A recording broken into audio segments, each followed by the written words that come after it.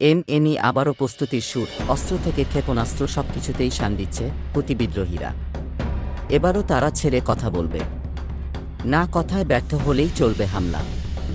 এবারও তারা নিশানায় করবে, ডিরেক্ট হুঁশিয়ারি এসেছে, করা হুঁশিয়ারি বলছে চলবে না কোনো বাড়াবাড়ি। হুথির নিশানায় এবারও ইসরায়েল। তেল আবিবের যুদ্ধবিরতি চুক্তি নিয়ে করা ৯/৬-এর ঘটনায় ক্ষেপে উঠেছে বিদ্রোহী গোষ্ঠীটি। ২০২৩ সালের অক্টোবরে ইসরায়েল হামাস যুদ্ধ শুরু হওয়ার পর থেকেই সক্রিয় হুথির হামলায় ইসরায়েলের অর্থনৈতিক ক্ষতিও হয়েছে অনেক। ড্রোন ও ক্ষেপণাস্ত্র হামলায় ইসরায়েলি বাসিন্দাদের ঘুম ও হারাম হয়ে গিয়েছিল। বর্তমানে চলমান গাজা যুদ্ধবিরতি মেনে শান্ত আছে হুথি, তবে তারা ইসরায়েলের বর্তমান আচরণে ক্ষুব্ধ।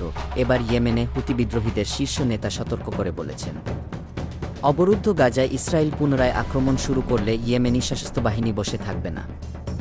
তারাও ফিলিস্তিনিদের সমর্থনে বিভিন্ন সামরিক ফ্রন্টে হামলা শুরু করবে।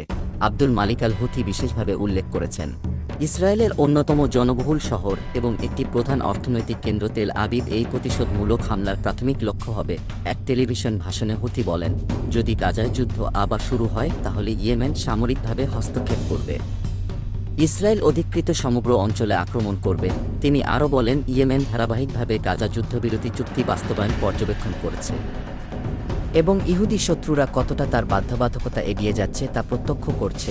হুথির অভিযোগ, চুক্তি লঙ্ঘনের জন্য ইসরায়েল যুক্তরাষ্ট্রের সমর্থন নিচ্ছে।